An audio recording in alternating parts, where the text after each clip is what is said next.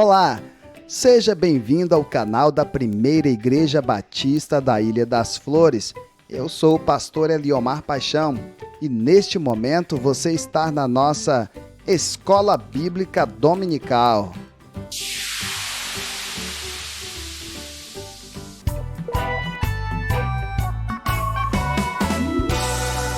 E na nossa Escola Bíblica Dominical de hoje nós vamos estudar a lição 15, que refere-se à Epístola de Judas. Vamos fazer a primeira parte desta aula. Domingo que vem, nós faremos a segunda parte e encerramento. Lembrando que estas lições são baseadas na revista Conheça o Novo Testamento, Panorama Bíblico, edição 4, de Colossenses a Apocalipse. Então, vamos para a nossa aula de hoje. Fazendo uma introdução acerca desta carta de Judas, o que podemos dizer? A Epístola de Judas ela é um grito de advertência contra a apostasia vigente na época dele. Judas aponta também para a necessidade urgente de perseverança na fé.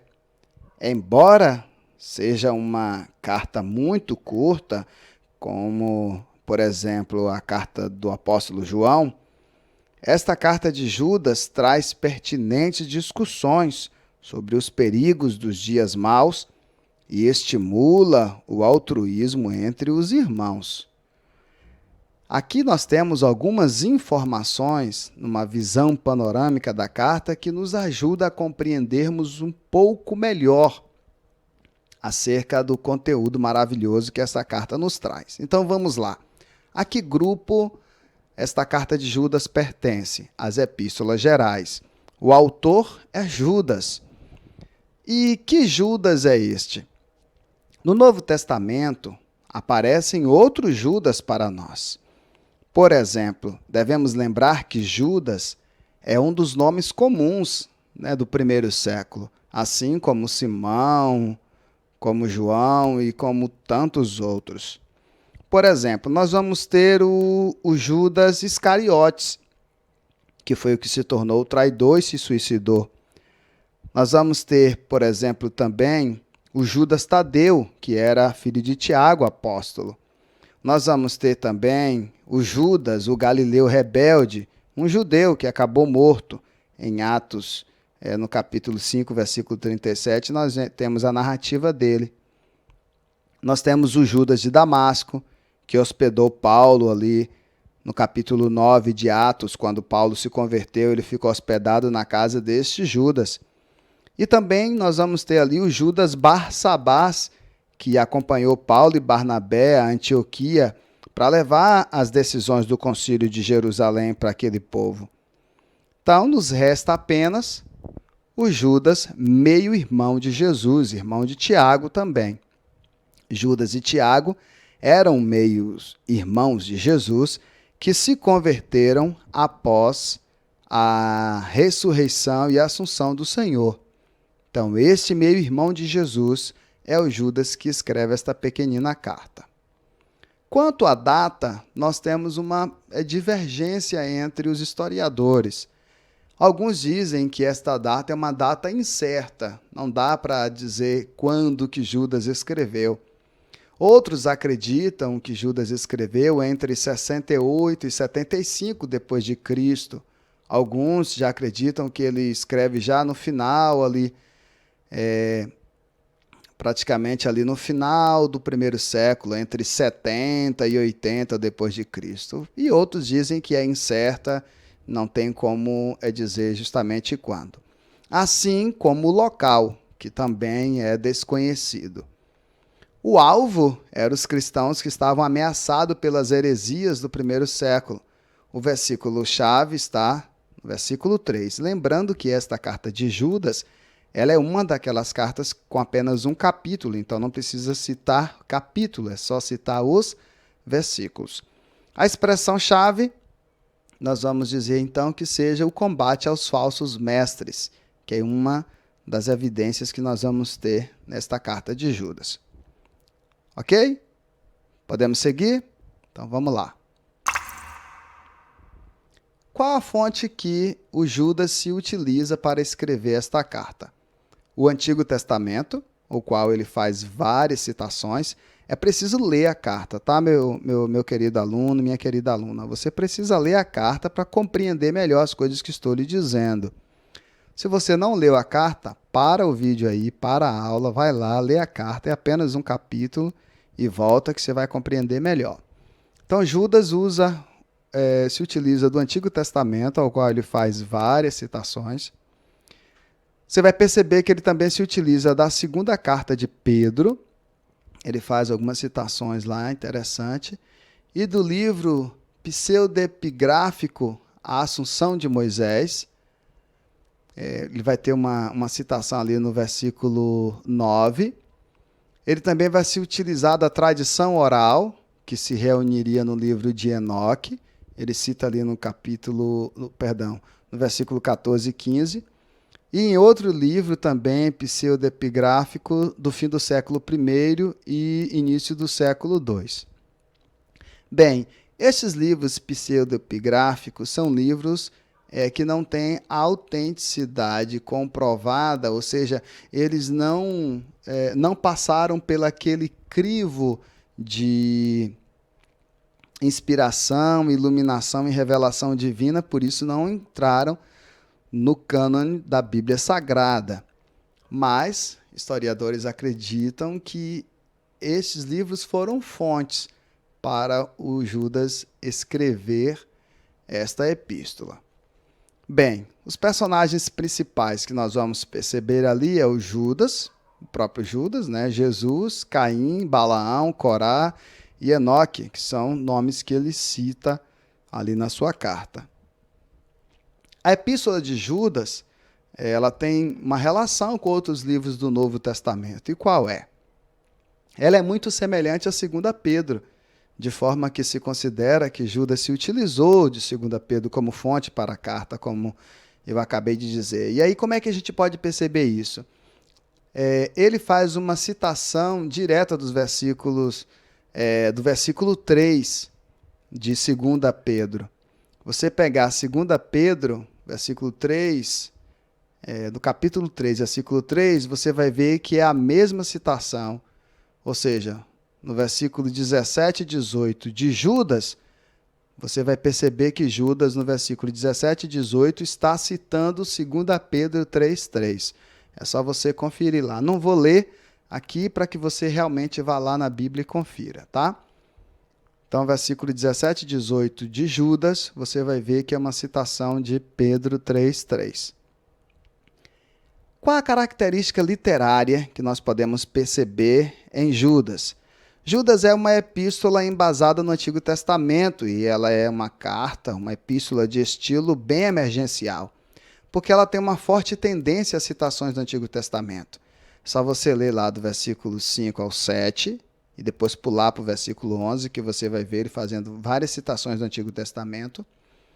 Também citações dos apóstolos, versículo 17 e 18, por exemplo, você vai ver ele citando o apóstolo Pedro. Da tradição judaica, lá no versículo 9 você vai ver, do versículo 14 e 15 você também vai ver. E em um texto escrito com urgência diante de um perigo iminente, que é o perigo que rondava os cristãos, os falsos ensinos. Então, se você perceber, esta é a característica literária da carta de Judas. E qual a ênfase dela? As armas para batalhar pela fé são a vigilância, a Escritura Sagrada, a esperança e a comunhão cristã. Para Judas, as armas para se batalhar pela fé são estas. É só você ler os versículos, pausar o vídeo aí, ler os versículos e você vai perceber que a vigilância, a Escritura, a vivência da Escritura, a esperança em Cristo Jesus e a experimentação ou a vivência, a vivência da comunhão cristã. Seguindo um pouco mais. Bem, quais são os destaques desta carta? Nossa comum salvação, que está ali no versículo 3. não é apenas um livramento passado. A comum salvação não é apenas um livramento passado, como Judas cita lá no versículo 5. Vou deixar também para você ver. Vai lá que você vai ver qual a salvação que está sendo citada ali. Mas também é algo a ser guardado. Vai lá no versículo 20 e 21 que você vai perceber. Mas não só guardado, resgatado. Versículo 22 e 23 você vai ver. Com o fim do desfrute futuro da glória de Deus. Versículo 24 e versículo 25, você também vai conseguir perceber de que desfrute é este que o Judas está falando. Quais são as curiosidades desta carta? Judas é um dos livros bíblicos menos estudado pelos cristãos da nossa atualidade também. É só você perceber quantas vezes você parou para estudar a Epístola de Judas. Mas não é só você. Judas é uma carta muito pouco estudada. Ela é considerada até hoje uma das poucos estudadas pela igreja. Uma outra curiosidade interessante também é que Judas difere dos demais textos do Antigo Testamento acerca do tema dos falsos mestres, ao abordá-lo de forma teológica e não apenas contextual, embasando-se na revelação de Deus. E não contextual, aliás, né? Ele difere dos demais textos do Novo Testamento acerca dessa temática dos falsos mestres, enquanto os outros vai mais para essa linha mais contextual, falando ali de como acontecia, enfim. O Judas ele aborda de uma forma mais teológica, ele já mostra mais de forma teológica o que é que vai acontecer, qual o fim que espera esses falsos mestres, né? E aí ele aborda de uma forma um pouco diferente, de uma forma mais teológica. Dá até assim uma aparência com as falas do apóstolo Paulo. Bem, seguindo, agora que a gente falou um pouco do embasamento teológico, a partir da revelação divina acerca do fim que espera estes falsos mestres, nós vamos para o esboço da carta. Qual é o esboço desta carta? Assim, dividindo ela rapidamente, a gente poderia dizer o seguinte. Do versículo 1 ao 4, nós vamos ter a presença dos falsos mestres. Do versículo 5 ao 16, o Judas vai identificar esses falsos mestres. No versículo 17 ao 23, nós vamos ter ali a intolerância a esses falsos mestres. E do versículo 24 ao 25, nós vamos ter a exaltação da sã doutrina, que é ela que vence o falso ensino. De forma geral, qual é o principal papel, ou qual o maior engajamento de Judas, da carta de Judas? A defesa da sã doutrina. Da doutrina passada pelos apóstolos para a igreja, os quais também receberam diretamente do próprio Senhor Jesus. Judas, então, está defendendo esta sã doutrina. Tá. E se fôssemos pegar Judas em uma sentença? Judas escreve uma epístola pastoral exortativa contra alguns falsos mestres que se infiltravam na igreja local. Em uma sentença, o que Judas faz é isso. Ele faz uma exortação pastoral contra esses falsos mestres que se infiltraram na igreja local. Vamos para o contexto dessa carta. Como eu falei lá na introdução, a data e destinatários são improváveis, não dá para a gente bater o martelo de quem, né, em quando, de quando foi escrito e para quem foi escrito. É local improvável, data improvável. Agora, é possível que Judas tivesse em mente uma região que abrigava alguma igreja atacada pelos falsos mestres. Isso sim é bem possível. A autoria, como eu coloquei lá já na introdução, até adiantei bastante, né? É o Judas, o meio-irmão de Jesus. O escritor dessa epístola é o Judas, meio-irmão de Jesus, irmão de Tiago. O versículo 17 dá a entender claramente que Judas não era um dos apóstolos, mas que ele se converteu depois da ressurreição do Senhor Jesus, juntamente com seu irmão Tiago. Dá uma conferida lá. Qual o propósito desta carta? O objetivo de Judas foi endossar a doutrina da salvação, bem como encorajar esses cristãos a batalharem pela fé cristã, combatendo as heresias que foram infiltradas por falsos mestres no meio da comunidade cristã. Então, ele tem um propósito muito claro. O objetivo dele foi endossar a salvação, a doutrina da salvação. No primeiro momento, esta era a proposta de Judas. Falar, ensinar acerca da salvação. Acabou que ele teve que migrar para esse assunto de instruir os cristãos a se fortalecerem na fé, porque só se fortalecendo na fé eles poderiam estar firmados na palavra e aí sim eles iriam vencer os falsos mestres. É preciso estar firmado na fé para não cair na cilada de falsos ensinos. E aí, isso me faz lembrar, em algumas aulas passadas e até em algumas pregações passadas, eu já falei muito acerca do analfabetismo cristão. Quando um cristão ele é um analfabeto cristão, quem é o analfabeto cristão que eu sempre falo? Não é a pessoa que não sabe ler, escrever ou interpretar. É aquela pessoa que às vezes até sabe ler, escrever e interpretar. A grande questão é que não sabe fazer isso no tocante à Bíblia.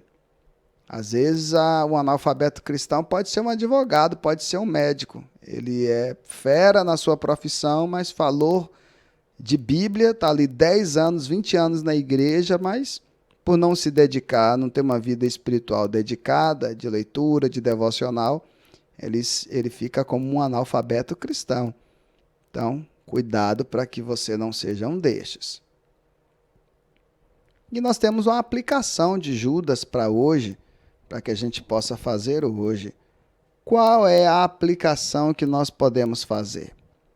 Bem, a melhor forma de se defender dos falsos mestres é conhecer muito bem a salvação em Jesus Cristo.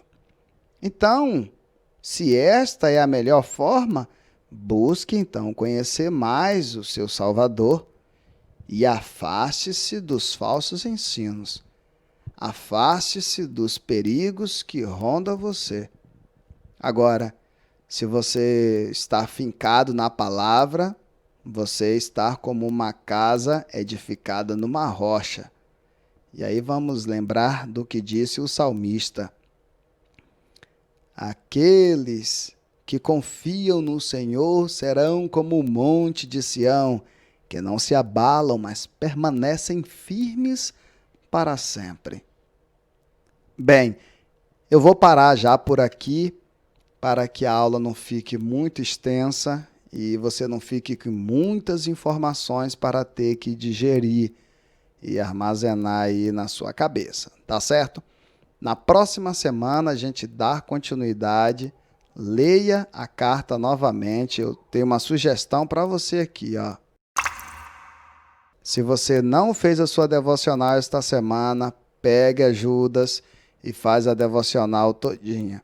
Está aqui a citação dos versículos, os dias da semana e a reflexão para você fazer. Tá certo? Fazendo essa devocional, você vai ser muito edificado e vai ficar com a carta mais ainda introjetada em sua mente e coração. Agora, é aquele momento muito legal que eu gosto muito de fazermos uma autoavaliação e percebermos se realmente entendemos tudo que nós refletimos na aula de hoje. Eu quero então te convidar para a nossa dinâmica Os Bereanos.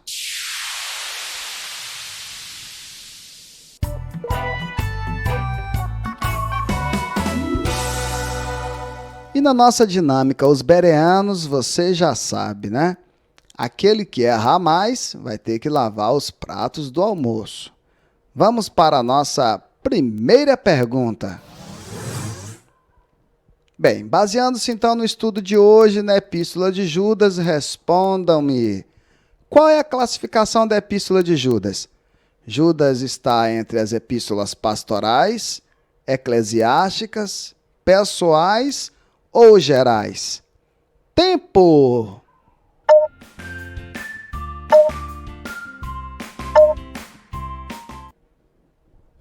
Epístolas gerais. Segunda pergunta. Em qual cidade o Judas estava quando escreveu esta epístola? Ele estava na Capadócia? O local é desconhecido? Ele estava em Roma ou estava em Jerusalém? Tempo!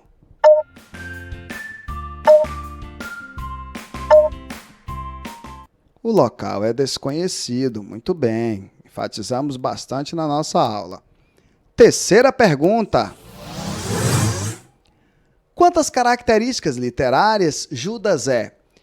Uma epístola embasada no Antigo Testamento e emergencial?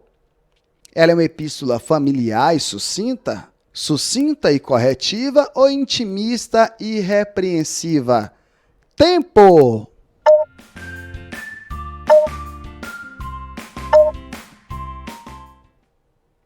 Epístola embasada no Antigo Testamento e emergencial. Quarta pergunta.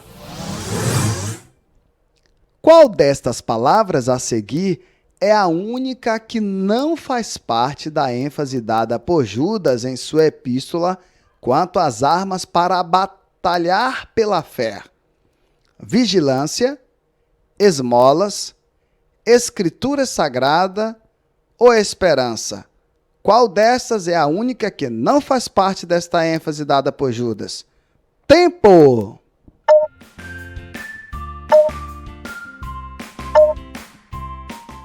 Esmolas. Todas as outras faz parte da ênfase que Judas deu. Quinta pergunta. Com qual título eclesiástico Judas se apresentou nesta epístola? Ele se apresentou como pastor, como diácono, como servo de Jesus Cristo ou como presbítero? Tempo!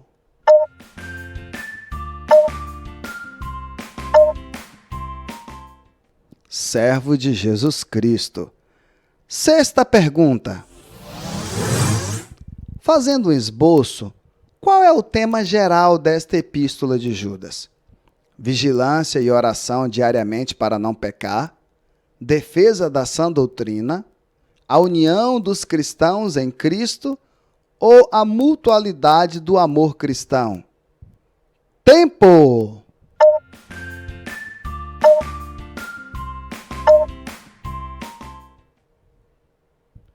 Defesa da sã doutrina. Sétima pergunta.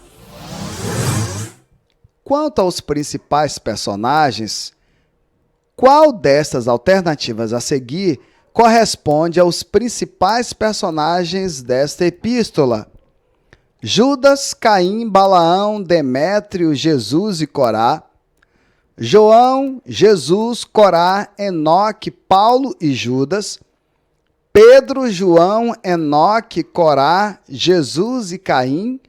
Ou Judas, Jesus, Caim, Balaão, Corá e Enoque? Tempo!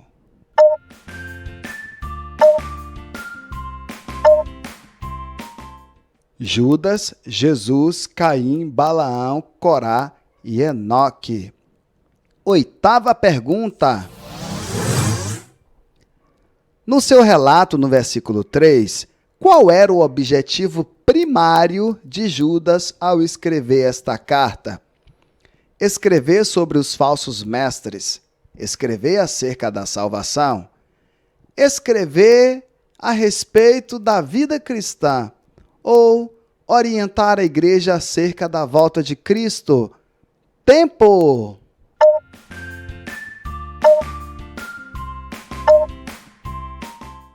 Escrever acerca da salvação. Nona pergunta. Judas deixa claro que o seu objetivo primário ao escrever esta carta era falar acerca da salvação. Porém, as circunstâncias o levaram a incentivar os cristãos a fazer o quê? A orar e jejuar mais? A experimentarem uma maior comunhão cristã? A testemunharem de Cristo diariamente? Ou a batalharem diligentemente pela fé? Tempo!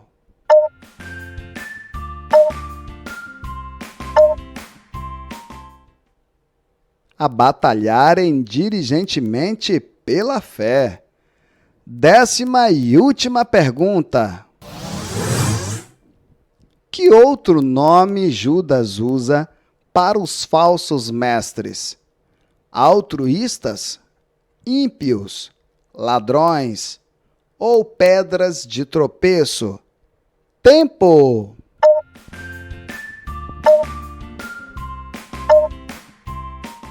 Ímpios.